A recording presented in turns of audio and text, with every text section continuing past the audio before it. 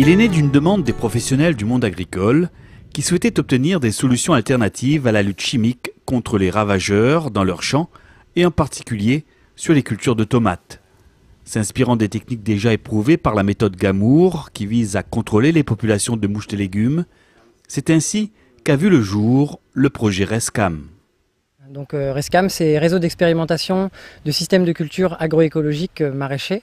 Donc on porte un projet sur 6 ans dans lequel, en culture de tomates, avec des rotations autour de la culture de tomates en culture maraîchère, on met en place des systèmes agroécologiques et de nouvelles techniques agricoles pour réduire la pression des produits phytosanitaires sur la culture de la tomate et en général sur la rotation dans un système maraîcher.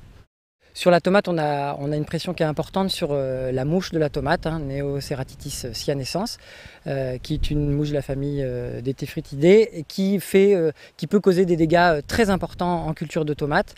Et aujourd'hui, on se rend compte qu'à la fois, elle demande du coup l'utilisation de beaucoup d'insecticides en culture traditionnelle pour des résultats qui ne sont pas forcément très viables, à la fois pour la santé humaine, pour la santé de l'applicateur aussi, mais également on se retrouve avec des incidences quand même sur la culture. Donc on nous a demandé de travailler à la fois à la réduction d'utilisation de produits insecticides, mais viables aussi pour la production agricole. Dans ce combat contre les ravageurs des cultures, l'une des étapes consiste à mieux connaître à qui l'on a affaire. Identifier et recenser les bioagresseurs présents, c'est le rôle de Bruno Albon, technicien à la FDG Don, la Fédération départementale des groupements de défense contre les organismes nuisibles. Dans le cadre du projet RESCAM, nous, à la Fédé, on s'est occupé, donc une des facettes, c'était le suivi des bioagresseurs sur toutes les parcelles du projet. Quand la culture de tomates est mise en place, donc dès la plantation, on va passer tous les 15 jours et on va regarder minutieusement, en fait, selon un plan établi, quels sont les bioagresseurs, les ravageurs présents sur la parcelle. Et on établit donc un système de notation pour indiquer l'abondance des classes et tout sur ces ravageurs. Le ravageur principal de la tomate à La Réunion, selon les remontées, donc c'est la mouche de la tomate, Neoceratitis cyanescens, en plein champ donc. Et on a d'autres ravageurs après, notamment les chenilles, qui font quand même de bons gros dégâts. Un peu d'aleurodes, là ça peut, sur les variétés qui ne sont pas résistantes, ça peut causer des maladies. C'est une aleurode, donc c'est un des ravageurs de la tomate à La Réunion et qui a un double effet néfaste, c'est qu'elle va d'abord affaiblir la plante en piquant la sève présente dans les feuilles, et puis elle peut aussi transmettre des virus qui affaibliront également la plante. Pour lutter contre les bioagresseurs de la tomate, plusieurs solutions techniques sont actuellement mises en œuvre et testées dans la station d'essai de l'Armée Flore à Saint-Pierre, ainsi que chez certains producteurs. Parmi les différentes stratégies étudiées, l'installation de bandes fleuries tout autour des cultures pour accroître la biodiversité des auxiliaires et limiter l'utilisation d'insecticides est une solution prometteuse. Donc ici on a essayé d'apporter un mélange diversifié de 8 espèces. Il se trouve que c'est un mélange de métropole qui est dur à entretenir.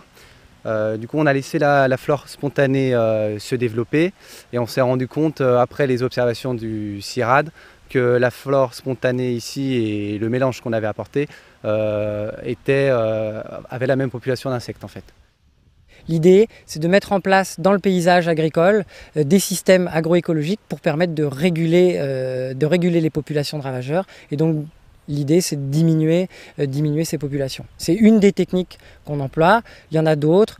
Le paillage, les rotations culturales sont très importantes. L'alternance des familles botaniques à l'intérieur des parcelles, par exemple. La mise en place de plantes pièges aux abords des parcelles fait aussi partie de la stratégie de lutte contre les insectes ravageurs. Ici on a mis du sorgho. Dans le projet Gamour, en fait, on utilise le maïs comme plante piège pour la mouche. Ici en fait on a essayé de voir si le sorgho pouvait aussi attirer la mouche. Parce que dans l'entretien d'une bande fleurie, le sorgho serait beaucoup moins contraignant, quoi. Parce que le maïs demande à être ressemé chaque année. Le sorgho, on le taille, il repousse, c'est plus facile d'entretien dans la bande fleurie. L'accent est mis également sur la prophylaxie, avec notamment l'arrachage systématique des solanacées à fruits, pouvant être des réservoirs de mouches de la tomate, ainsi que la mise en augmentorium des fruits piqués. Comme ça, les fruits piqués dans lesquels il y a les œufs dedans ou qui vont faire multiplier les mouches, ils sont confinés là-dedans. Et là, on a une maille fine ici qui permet en fait de laisser passer les parasitoïdes. Donc ici, grâce à cet augmentorium, on favorise en fait les parasitoïdes à venir parasiter les mouches et ils ont la possibilité aussi de ressortir de l'augmentorium pour aller parasiter d'autres mouches, quoi. Enfin, les larves des mouches. Parallèlement à la mise en œuvre de ces différents dispositifs agroécologiques, les chercheurs du CIRAD effectuent un suivi des auxiliaires présents sur les parcelles du projet RESCAM avec 2 objectifs.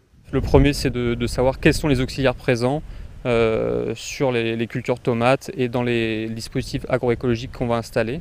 Et le deuxième, c'est de voir quel est l'effet de ces bandes fleuries sur ces auxiliaires. Est-ce que ça les attire? Est-ce que ça leur permet de se propager dans la culture?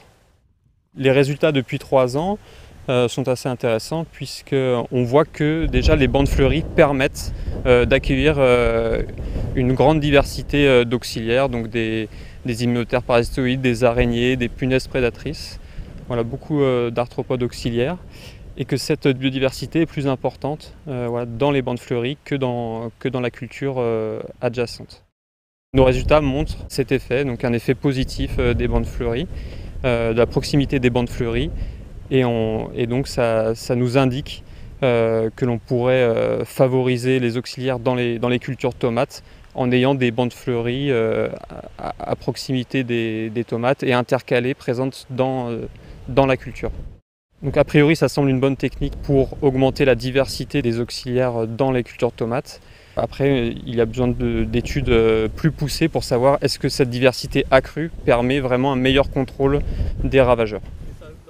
Certes, il reste encore de nombreuses pistes à explorer, mais après 3 années de développement, les premiers résultats du projet RESCAM sont plus que positifs. À mi-parcours, nous, on a des parcelles dans le réseau qui ont eu 0 insecticide et qui ont pu produire de la tomate correctement. Bon, on a eu quelques petits soucis par rapport au flétrissement, mais on a vu qu'on n'a pas eu de soucis par rapport aux ravageurs avec 0 insecticide, avec des bonnes pratiques, avec un paillage, avec des bandes fleuries.